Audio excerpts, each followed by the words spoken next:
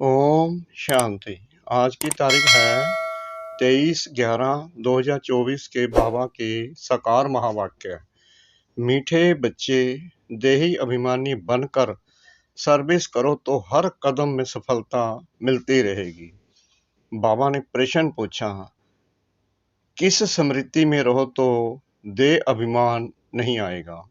बाबा ने उत्तर दिया, सदा स्मृति रहे कि हम गॉडली सर्वेंट हैं।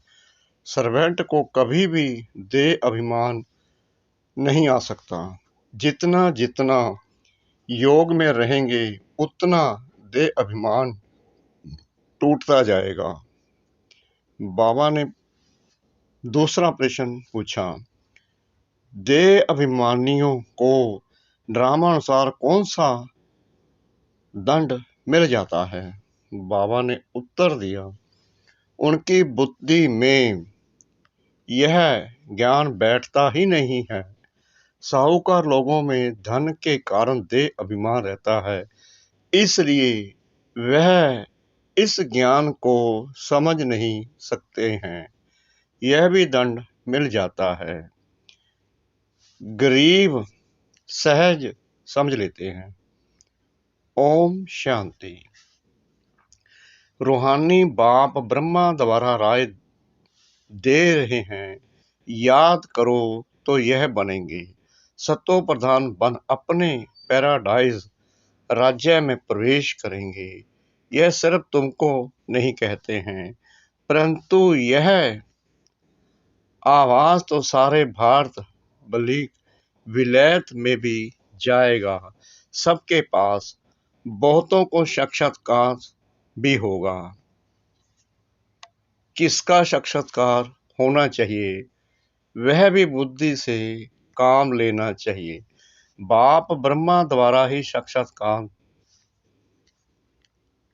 कराकर कहते हैं, प्रिंस बनना है तो जाओ ब्रह्मा व ब्राह्मणों के पास। यूरोपवासी भी इनको समझने चाहते हैं। भारत पैराडाइज था तो किसका राज्य था, यह पूरा कोई जानते नहीं है। भारत ही हेवन स्वर्ग था। अभी तुम सबको समझा रहे हो, यह सहज राजयोग है जिससे भारत स्वर्ग अथवा हेवन बनता है। विलायत वालों की फिर भी बुद्धि कुछ अच्छी है, वह झट समझेंगे। तो अब सर्विसफुल बच्चों को क्या करना चाहिए, उन्हों को ही डायरेक्शन देने पड़ते हैं। बच्चों को प्राचीन राजयोग सिखाना है। तुम्हारे पास म्यूजियम प्रदर्शनी आदि में बहुत आते हैं। ओपिनियन लिखते हैं कि यह बहुत अच्छा कार्य कर रहे हैं, परंतु खुद समझते नहीं हैं। थोड़ा कुछ टच होता है तो आते हैं, फिर भी गरीब अपना अच्छा भाग्य बनाएंगे और समझने का पुरुषार्थ करेंगे। साहूकारों को तो पुरुषार्थ करना नहीं है, देह अभिमान बहुत है ना, तो ड्रामा अनुसार जैसे बाबा ने दंड दे दिया है, फिर भी उन द्वारा आवाज कराना पड़ता है। विलायत वाले तो यह नॉलेज चाहते हैं, सुनकर बहुत खुश हो जाए। गवर्नमेंट के ऑफिसर पिछाड़ी कितनी मेहनत करते हैं, परंतु उन्हें फुर्सत ही नहीं है। उन्हों को भल घर बैठे साक्षात्कार भी हो जाए तो भी बुद्धि में नहीं आएगा। तो बच्चों को बाबा राय देते हैं, ओपिनियन अच्छी अच्छी इकट्ठी करके उनका एक अच्छा किताब बनावे, राय दे सकते हैं। देखो कितना सबको ये अच्छा लगता है। विलायत वाले व भारतवासी भी सहज राजयोग जानने चाहते हैं। स्वर्ग के देवी देवताओं की राजाई जो सहज राजयोग से भारत को प्राप्त होती है, तो क्यों ना यह म्यूजियम गवर्नमेंट हाउस के अंदर लगा दें, जहां कॉन्फ्रेंस आदि होती रहती है। यह ख्यालात बच्चों के चलने चाहिए। अभी टाइम लगेगा, इतनी जल्दी नरम बुद्धि नहीं होंगे। गॉड्रेज का ताला बुद्धि को लगा हुआ है। अभी आवाज निकले तो रिवोल्यूशन हो जाए। हाँ, होना जरूर है। बोलो गवर्नमेंट हाउस में भी म्यूजियम हो तो बहुत फॉरेनर्स भी आकर देखें। विजय तो बच्चों की जरूर होनी है। तो ख्यालात चलने चाहिए। देही अभिमानी को ही ऐसे ऐसे ख्याल आएंगे कि क्या करना चाहिए। जो विचारों को मालूम पड़े और बाप से बरसा लेवे। हम लिखते भी हैं बिगर कोई खर्चा। तो अच्छे अच्छे जो बच्चे आते हैं, राय देते हैं, डिप्टी प्राइम मिनिस्टर ओपनिंग करने आते हैं, फिर प्राइम मिनिस्टर प्रेसिडेंट भी आएंगे, क्योंकि उनको भी जाकर बताएंगे। यह तो वंडरफुल नॉलेज है। सच्ची शांति तो ऐसे स्थापन होनी है। जचता है, समझानी भी है। जचने की आज नहीं जचेगी तो कल जचेगी।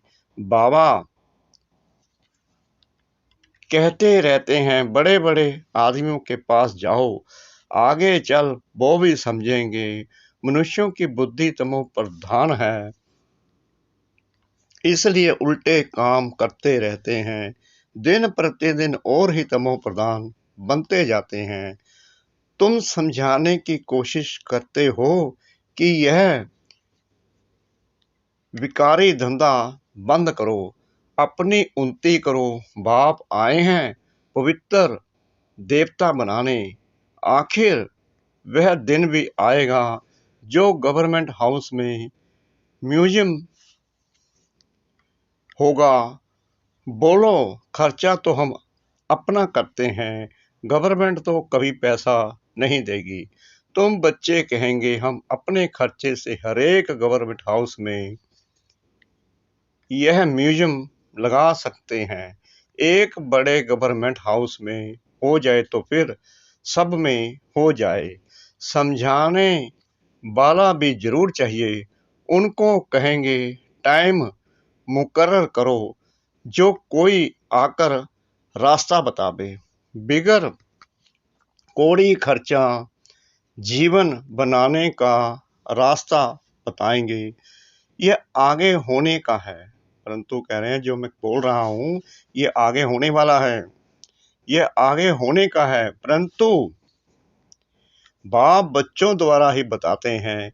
अच्छे अच्छे बच्चे जो अपने को महावीर समझते हैं, उनको ही माया पकड़ती है। बड़ी ऊंची मंजिल है, बड़ी खबरदारी रखनी है। बॉक्सिंग कम नहीं है, बड़े से बड़ी बॉक्सिंग है। रावण को जीतने का युद्ध का मैदान है। थोड़ा भी देह का अभिमान ना आए। मैं ऐसी सर्विस करता हूँ, ये करता हूँ। हम तो गॉडली सर्वेंट हैं। बाबा कहते हैं जो मैं है ना, मैं की बू जरा से भी नहीं रखनी है। मैं ये करता हूँ, मैं अच्छी सर्विस करता हूँ, मुझे ज्ञान इतना है, मैं ये करता हूँ, मैं वो करता हूँ, मैं ही करता हूँ। ये नहीं आना, मैं का शब्द तो आना ही नहीं चाहिए। हम तो गॉडली सर्वेंट हैं। बुद्धि में यही रहे कि हम परमात्मा के सर्वेंट हैं। हमको पैगाम देना ही है। इसमें गुप्त मेहनत बहुत है। तुम ज्ञान और योग बल से अपने को समझाते हो। इसमें गुप्त रह विचार सागर मंथन करें तब नशा चढ़े। ऐसे प्यार से समझाएंगे बेहद के बाप का वर्षा हर कल्प भारतवासियों को मिलता है। 5000 वर्ष पहले इन लक्ष्मी नारायण का राज्य था। अभी तो कहा जाता है विशालय। सतयुग है शिवालय, वह है शिव बाबा की स्थापना। यह है रावण की स्थापना। रात दिन का फर्क है। बच्चे फील करते हैं बरोबर हम क्या बन गए थे। बाबा आप समान बनाते हैं। बच्चों को अब बुद्धि में आने लगा है ना कि हम क्या बन गए थे। अब जब परमात्मा का सच्चा ज्ञान मिला है तो हम क्या बन गए हैं। मूल बात है देही अभिमानी बनना, यानी कि अपने को आत्मा समझना। देही अभिमानी बन विचार करना होता है कि आज हमको फलाने प्राइम मिनिस्टर को जाकर समझाना है, उनको दृष्टि दे तो साक्षात्कार हो सकता है। तुम दृष्टि दे सकते हो अगर देही अभिमानी होकर रहो तो, यानी अपने को आत्मा समझो तभी उसको दृष्टि दे सकते हैं। यानी देहभान ना हो तो तुम्हारी बैटरी भरती जाएगी। देही अभिमानी होकर बैठें, अपने को आत्मा समझ बाप से योग लगाएं, तब बैटरी भर सकती है। गरीब झट अपनी बैटरी भर सकते हैं क्योंकि बाप को बहुत याद करते हैं। ज्ञान भल अच्छा है, योग कम है तो बैटरी भर ना सके क्योंकि देह का अहंकार बहुत रहता है। योग कुछ भी है नहीं, इसलिए ज्ञान बाण में जोहर नहीं भरता। तलवार में भी जोहर होता है। वही तलवार 10 रुपये, वही तलवार 50 रुपया। गुरु गोविंद सिंह की तलवार का गायन है। इसमें हिंसा की बात नहीं, देवताएं हैं डबल अहिंसक। आज भारत ऐसा, कल भारत वैसा बनेगा। बाबा कहते हैं आज भारत ऐसा, कल भारत ऐसा बनेगा। तो बच्चों को कितनी खुशी होनी चाहिए। कल हम रावण राज्य में थे तो नाक में दम था, आज हम परमपिता परमात्मा के साथ रहे हुए हैं। अब तुम ईश्वरीय परिवार के हो, सतयुग में तुम होंगे देवी परिवार के। अब स्वयं भगवान हमको पढ़ा रहे हैं। हमको कितना प्यार मिलता है भगवान का। आधा कल्प रावण का प्यार मिलने से बंदर बन पड़े हैं। अब बेहद बाप का प्यार मिलने से तुम देवता बन जाते हो। 5 या वर्ष की बात है, उन्होंने लाखों वर्ष लगा दिए हैं। यह भी तुम्हारे जैसा पुजारी था, यानी कि ब्रह्मा बाबा लेखराज जी। सबसे लास्ट नंबर झाड़ में खड़ा है। सतयुग में तुमको कितना अथाह धन था, फिर जो मंदिर बनाए उनमें भी इतना अथाह धन था। जिसको आकर लूटा, मंदिर तो और भी होंगे, प्रजा के भी मंदिर होंगे। प्रजा तो और ही साहूकार होती है। प्रजा से राजे लोग कर्जा उठाते हैं। यह बहुत गंदी दुनिया है। सबसे गंदा मुल्क है कलकत्ता। उनको चेंज करने की तुम बच्चों को मेहनत करनी है। जो करेगा सो पाएगा। देवभान आया और गिरा। बाबा कहते हैं देह अभिमान आया और गिरा। मन मना भव का अर्थ नहीं समझते, सिर्फ श्लोक कंठ कर लेते हैं। ज्ञान तो उनमें हो ना सके सिवाय तुम ब्राह्मणों के कोई मठ पंथ वाला देवता बन ना सके। प्रजापिता ब्रह्म कुमार कुमारियां ब्राह्मण बनने बिगड़ देवता कैसे बन सकेंगे। जो कल्प पहले बने हैं वही बनेंगे। टाइम लगता है, झाड़ बड़ा हो गया है तो फिर वृद्धि को पाता जाएगा। चींटी मार्ग से विहंग मार्ग होगा। बाप समझाते हैं मीठे बच्चे, बाप को याद कर सब दर्शन चक्कर फिराओ। तुम्हारी बुद्धि में सारा 84 का चक्कर है। तुम ब्राह्मण ही फिर देवता और क्षत्रिय घराने के बनते हो। सूर्यवंशी चंद्रवंशी का भी अर्थ कोई नहीं समझते हैं। मेहनत करके समझाया जाता है, फिर भी नहीं समझते हैं तो समझा जाता है अभी समय नहीं है, फिर भी आते हैं समझाते हैं। ब्रह्म कुमारियों का बाहर में नाम ऐसा है, अंदर आकर देखते हैं तो कहते हैं यह बहुत अच्छा काम कर रहे हैं। यह तो मनुष्य मात्र के करैक्टर सुधारते हैं। देवताओं का करैक्टर देखो कैसा है, संपूर्ण निर्विकारी। बाप कहते हैं काम महाशत्रु है। इन 5 भूतों के कारण ही तुम्हारा करैक्टर बिगड़ा हुआ है। जिस समय समझाते हैं उस समय अच्छा बनते हैं। बाहर जाने से सब कुछ भूल जाता है। तब कहते हैं सो सो करे श्रृंगार। यह बाबा गाली नहीं देते, समझाते हैं। देवी चलन रखो, क्रोध में आकर भौंकते क्यों हो? स्वर्ग में क्रोध होता नहीं। बाप कुछ भी सामने समझाते थे, कभी भी गुस्सा नहीं आता था। बाबा सब रिफाइन करके समझाते हैं। ड्रामा कायदे अनुसार चलता रहता है। ड्रामा में कोई भूल नहीं है। बाबा कहते हैं ड्रामा में कोई भूल नहीं है। ड्रामा जैसे बना बनाया है, रिपीट हो रहा है, अनादि अविनाशी बना हुआ है।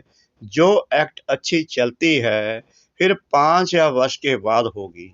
कई कहते हैं ये पहाड़ी टूटी फिर कैसे बनेगी। नाटक देखो, महल टूटे फिर नाटक रिपीट होगा तो वहीं बने हुए महल देखेंगे। यह हूबहू रिपीट होता रहता है। समझने की भी ब्रेन चाहिए। कोई की बुद्धि में बैठना बड़ा मुश्किल होता है। वर्ल्ड की हिस्ट्री ज्योग्राफी है ना। राम राज्य इन देवी देवताओं का राज्य था। उन्हों की पूजा होती थी। बाप ने समझाया है तुम ही पूज्य और तुम ही पुजारी बनते हो। हमसो का अर्थ भी बच्चों को समझाया है। हमसो देवता, हमसो क्षत्रिय। बाजोली है ना। इनको अच्छी तरह समझना है और समझाने की कोशिश करनी है। बाबा ऐसे नहीं कहते धंधा छोड़ो, नहीं, सिर्फ सतो प्रधान बनना है। हिस्ट्री ज्योग्राफी का राज समझकर समझाओ। मूल बात है मन मना भव। अपने को आत्मा समझ बाप को याद करो तो सतो प्रधान बनेंगे। याद की यात्रा है नंबर 1। बाप कहते हैं मैं सब बच्चों को साथ ले जाऊंगा। सतयुग में कितने थोड़े मनुष्य हैं, कलयुग में इतने ढेर मनुष्य हैं। कौन सबको वापस ले जाएगा? इतने सारे जंगल की सफाई किसने की? बागवान खबैया बाप को ही कहते हैं। वहीं दुख से छुड़ाकर उस पार ले जाते हैं। पढ़ाई कितनी मीठी लगती है क्योंकि knowledge is source of income. तुमको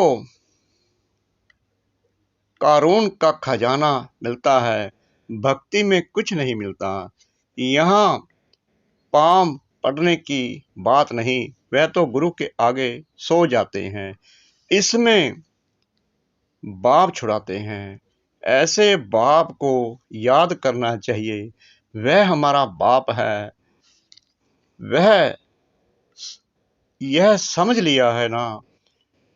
बाबा कहते हैं तुम्हें मालूम पड़ गया है ना कि मैं ही तुम्हारा बाप हूँ, तुम आत्माओं का पिता हूँ। लिखते हैं हम साहूकार के पास गए तो लज्जा आती थी, हम गरीब हैं। बाबा कहते हैं गरीब हो और ही अच्छा, साहूकार होते तो यहाँ आते ही नहीं। अच्छा मीठे मीठे सिकला दे बच्चों प्रति माता पिता बाप दादा का याद प्यार और गुड मॉर्निंग। रूहानी बाप की रूहानी बच्चों को नमस्ते। हम रूहानी बच्चों की रूहानी बाप दादा को श्रद्धा भरी प्रेम भरी नमस्ते। शुक्रिया बाबा, शुक्रिया बाबा, शुक्रिया बाबा। इस मीठी मीठी मीठी मुरली के लिए, धारणा के लिए मुख्य सार नंबर 1, सदा इसी खुशी व नशे में रहना है कि अभी हम ईश्वरीय परिवार के हैं। स्वयं भगवान हमें पढ़ा रहे हैं, उनका प्यार हमें मिल रहा है जिस प्यार से हम देवता बनेंगे। नंबर 2, इस बने बनाए ड्रामा को एक्यूरेट समझना है। इसमें कोई भूल तो नहीं सकती। जो एक्ट हुई फिर रिपीट होगी। इस बात को अच्छे दिमाग से समझकर चलो तो कभी गुस्सा नहीं आएगा। वरदान सतगुरु परमपिता परमात्मा जी का। तूफान को तोहफा यानी गिफ्ट समझ सहज क्रॉस करने वाले संपूर्ण और संपन्न भव। जब सभी का लक्ष्य संपूर्ण और संपन्न बनने का है तो छोटी छोटी बातों में घबराओ नहीं। मूर्ति बन रहे हो तो कुछ हैमर तो लगेंगे ही। जो जितना आगे होता है उसको तूफान भी सबसे ज्यादा क्रॉस करने होते हैं, लेकिन वो तूफान उन्हों को तूफान नहीं लगता, तोहफा लगता है। यह तूफान भी अनुभवी बनने की गिफ्ट बन जाते हैं। इसलिए विघ्नों को वेलकम करो और अनुभवी बनते आगे बढ़ते चलो। स्लोगन अलवेलेपन को समाप्त करना है तो सब चिंतन में रहते हुए सबकी चेकिंग करो। अलवेलेपन को समाप्त करना है तो सब चिंतन में रहते हुए स्वयं की चेकिंग करो। ओम शांति।